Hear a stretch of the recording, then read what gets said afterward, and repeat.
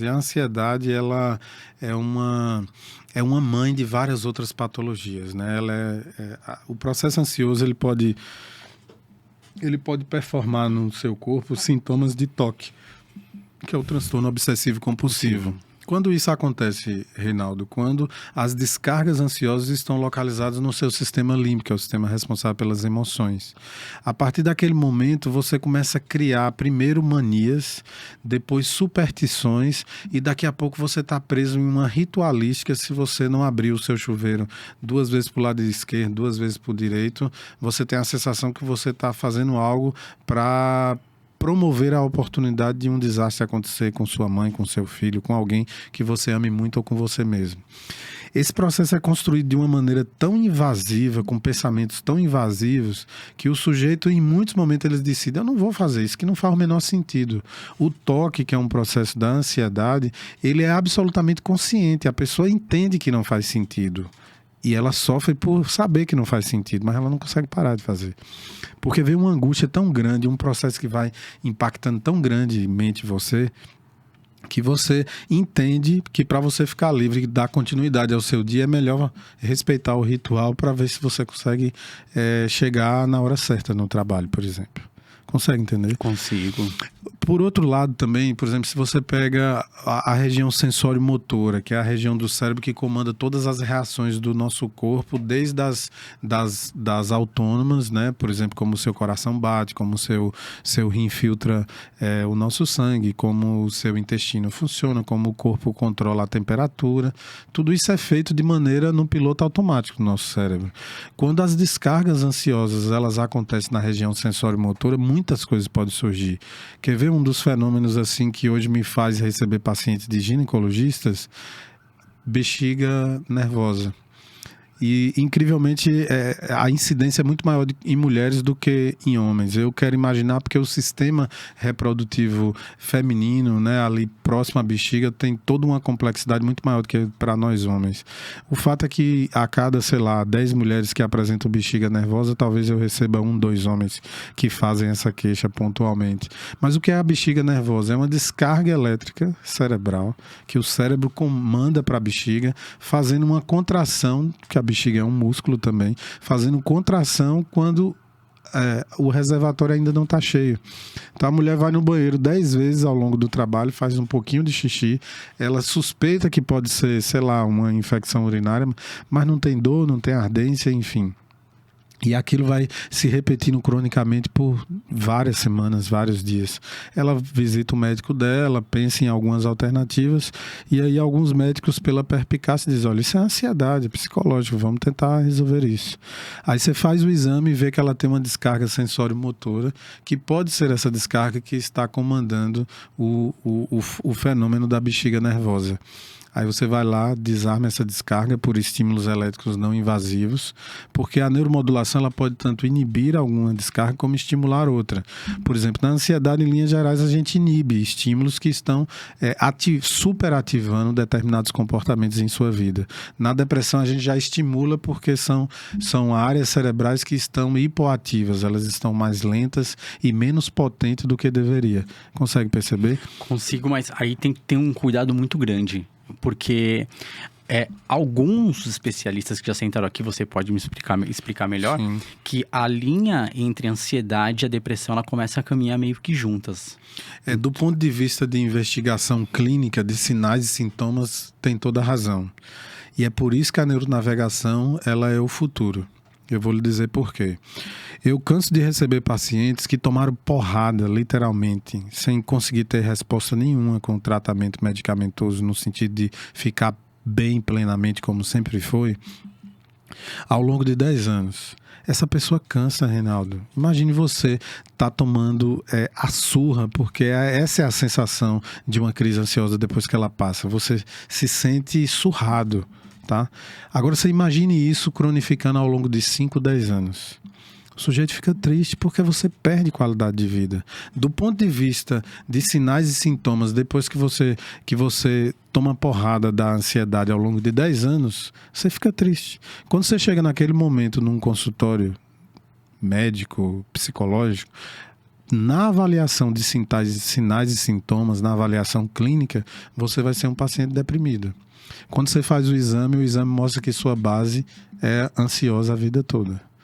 Se você passa antidepressivo para esse sujeito, inicialmente ele só vai passar mal, pior do que estava. Porque você está dando excitabilidade e energia a uma condição de base. Então, do ponto de vista da base eletrofisiológica, o paciente ou ele tem uma base neurofisiológica ansiosa ou ele tem uma base depressiva, tá? Braulino, esses fenômenos podem coexistir? Pode, mas você precisa conhecer a base. Porque com a base você entende o que é secundário e o que é primário. Conseguiu entender? Consegui. Mas assim, com essa base, entre ambos, né? Entre a ansiedade e a questão da depressão, independente do diagnóstico que foi acionado ali, que foi localizado ao exame, o tratamento já seria, de início, você ou estimular para mais ou diminuir o estímulo. A gente intervém com prioridade o que está mais aceso, o que está mais disfuncional. Tá.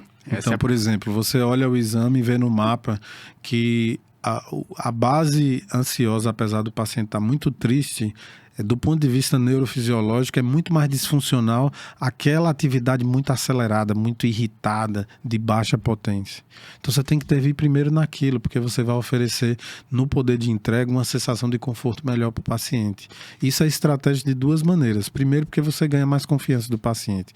E segundo, porque essa confiança vem a partir da sensação do seu poder de entrega. O paciente diz, poxa, eu preciso voltar lá porque eu melhorei um pouquinho já. Eu já tive melhora. Então, eu canso de receber pacientes que na avaliação eu já faço uma intervenção. Porque eu preciso provar para ele o poder de entrega de uma ferramenta que é nova, que se fala ainda muito pouco no Brasil, apesar de ser muito difundida nos países de primeiro mundo, tá? Mas você está diante de um paciente, você precisa provar para ele o seu poder de entrega. Isso é uma obrigação do profissional. O paciente não tem que comprar sua credibilidade porque você está na TV, está no Instagram, está no podcast. Quando você está diante do paciente, você precisa mostrar para ele o que você é capaz de fazer. Eu chamo isso de poder de entrega. Sim. Então, o paciente ele tem que sair do seu consultório, pelo menos na abordagem da neuromodulação, com a sensação do que aquela ferramenta pode fazer por ele, tá? Não é estratégia de venda, de conhecimento. É estratégia terapêutica, porque quem vai para o consultório para neuromodulação já passou por tudo, Reinaldo. Então aquela pessoa está exaurida, esgotada, por uma questão de respeito humano, ela precisa se reabastecer de uma sensação de alívio naquele momento. E é o que a gente faz hoje, entregar essa sensação de alívio. Às vezes, metaforicamente, eu olho para o meu paciente ansioso, que está sobre aquele estado de alerta, de tensão, e você vê, tem uma área no exame, que é esse acender de um ritmo, um beta, por exemplo, na região do sistema límbico, que é responsável pelas emoções. O que é que beta faz lá? Ela dá uma sensação de alerta como se algo ruim fosse acontecer a qualquer momento. Imagine você estar alerta o tempo inteiro. É muito desgastante isso. Agora você imagine você conseguir mostrar para o paciente um nível de alívio em relação a isso. Metaforicamente, eu olho para o paciente e digo para ele: nós vamos tirar 1 tonelada dessas sensações desagradáveis hoje para você. Agora, o que mais louco de tudo isso, que eu acho assim, eu falei, pô, pirei aqui já no conteúdo. É justamente isso.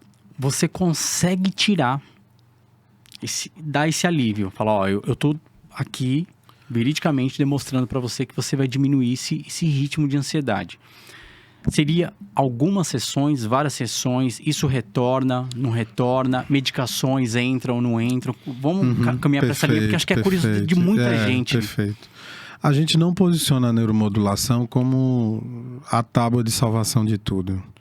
Eu, inclusive, adoro o termo neuromodulação integrativa.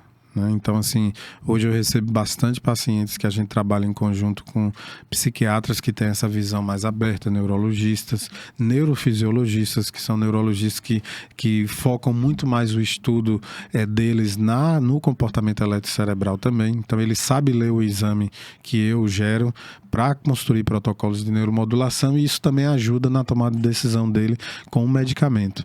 Então perceba que tudo isso é um processo integrativo. Eu gosto de dar a palavra neuromodulação integrativa. E o que é que a neuromodulação é? É esse coadjuvante que consegue acelerar processos. Por que ele consegue acelerar? Porque na neuromodulação você não toma nenhuma decisão sem ver o que o cérebro tem a te dizer. Segundo, vendo o que o seu cérebro tem a te dizer, não é notícia ruim. Tem gente que fica com medo. Eu não vou mapear meu cérebro, sei lá o que vai aparecer aí. Não é destino o que o exame mostra, é informação privilegiada. Você, com aquela informação, você pode mudar, inclusive, o destino das pessoas, né? Então, essa é a lógica. Você neuronavega e você vê oportunidades de construir uma lógica a partir daquele cenário.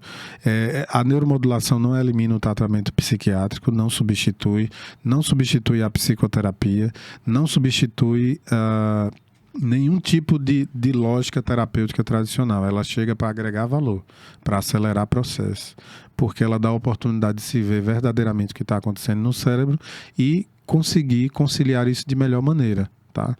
Mas é importante destacar que, às vezes, por uma questão de ego do profissional que está ali no nível mais tradicional, ele não quer ouvir esse processo. Então, por exemplo, eu uso muito hoje uma ferramenta do NIH, que é o Instituto Nacional de Saúde americano, onde ele tem um banco de dados hoje que, para todo neurocientista, para todo estudioso, para todo profissional da área de saúde, é um sistema aberto.